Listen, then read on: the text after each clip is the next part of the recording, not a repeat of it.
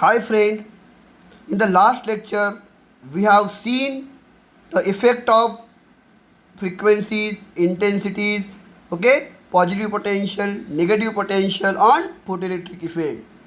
So today's lecture we are going to see effect of intensity and frequency on stopping potential in photoelectric emission. म्हणजेच intensity आणि फ्रिक्वेन्सीचा stopping पोटेन्शियलवर काय परिणाम होतो हे आज आपल्याला बघायचं आहे. तर it is found that first stopping potential V S is independent of intensity of incident radiation.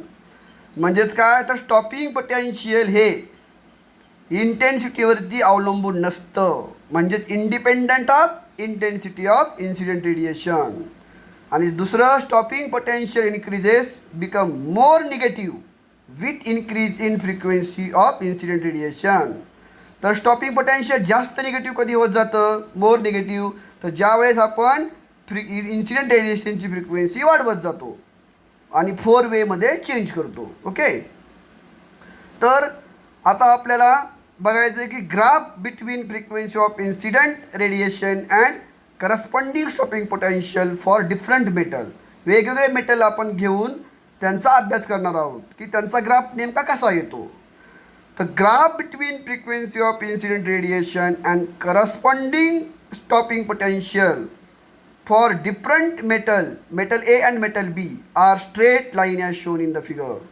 तर ह्या डायग्राममध्ये तुम्हाला दिसतं आहे की this is the stopping potential X ॲक्सिसवरती, ओके, वाय ॲक्सिसवरती, आणि एक्स ॲक्सिसवरती फ्रिक्वेन्सी आहे.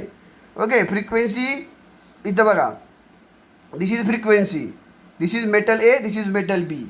तर ह्या ग्राफ काय दाखवतो आपल्याला, तर this graph shows that the stopping potential varies linearly with the frequency of incident radiation for a given photosensitive material.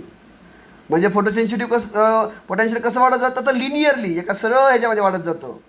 Okay, frequency of incident radiation for a given photosensitive material, म्हणजे फ्रिक्वेन्सीच्या ह्याच्यामध्ये okay stopping potential हे linearly वाढत जातं. दुसरा आकडा, there exist a certain minimum cut off frequency और threshold frequency mu zero for which stopping potential is zero. म्हणजेच देर मिनिमम म्हणजे काय, कमीत कमी कट ऑफ फ्रिक्वेन्सी और थ्रेशोल्ड फ्रिक्वेन्सी जिथं करंट झिरो असतो. ओके, आणि त्यावेळेस काय आपण म्हणतो की स्टॉपिंग पोटेन्शियलसुद्धा झिरो आहे असं म्हणतो, ज्यावेळेस त्याचा कट ऑफ झिरो असतो. ओके, त्यालाच आपण स्टॉपिंग पोटेन्शियल असं म्हणतो.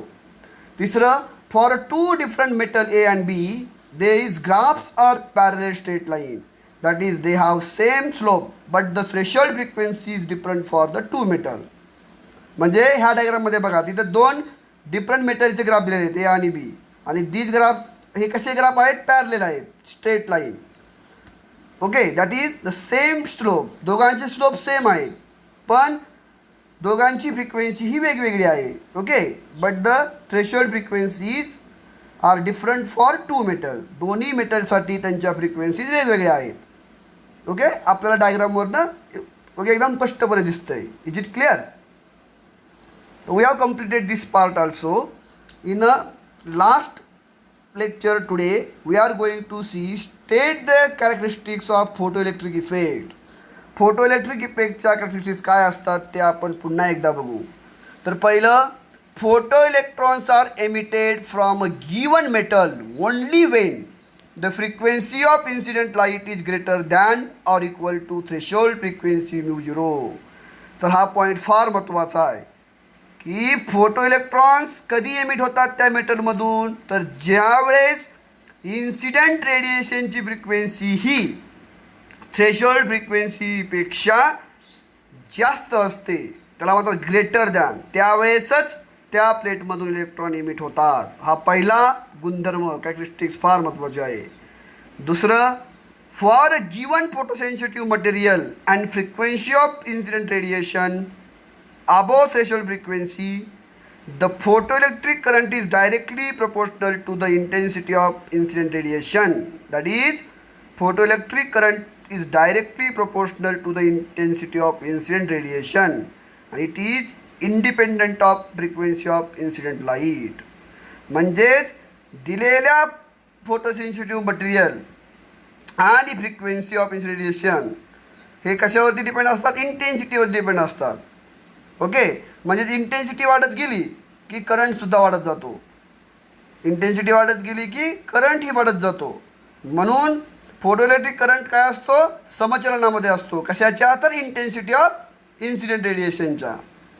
ओके, आणि तो इंडिपेंडंट कशाची असतो? तर फ्रिक्वेन्सी ऑफ इन्सिडेंट लाईट, म्हणजे फ्रिक्वेन्सीची इंडिपेंडंट असतो. तिसरा point, the maximum kinetic energy of photoelectron increases with increase in frequency of incident radiation. It is independent of the intensity of incident light. म्हणजे त्या फोटोइलेक्ट्रॉनची कायनेटिक एनर्जी वाढत जाते. कधी वाढते? तर ज्यावेळेस आपण त्याची फ्रिक्वेन्सी वाढवत जातो त्या रेडिएशनची, आणि त्यावेळेस intensity of light is independent. Okay, त्यावेळेस इंटेन्सिटी ऑफ लाईटचा त्याच्यावरती काही परिणाम होत नाही किंवा ती इंडिपेंडंट असते. आणि चौथा point, the photo electric effect is an instantaneous process. There is no time lag between the incident of light and emission of photo electron. तर फोटो इलेक्ट्रॉन इफेक्ट ही जी प्रक्रिया आहे ती खूप पटकन होणारी, इन्स्टंटेनियस घडणारी प्रक्रिया आहे. त्याला थोडाही वेळ लागत नाही. Okay, within a fraction of second ही प्रक्रिया होते. म्हणजे 10⁻⁹ सेकंड किंवा त्यापेक्षा कमी वेळेमध्ये ही क्रिया घडते. पण कधी घडते? तर ज्यावेळेस त्याची रेडिएशनची फ्रिक्वेन्सी ही थ्रेशोल्ड फ्रिक्वेन्सीपेक्षा जास्त असेल. तर आपल्याला परीक्षेमध्ये हे 5 प्रश्न विचारू शकतात. State the characteristics of photo electric effect. Okay, तर today we will stop here. आणि उद्याच्या तासामध्ये आपल्याला आईन्स्टाईन इक्वेशनबद्दल डिटेलमध्ये अभ्यास करायचा आहे.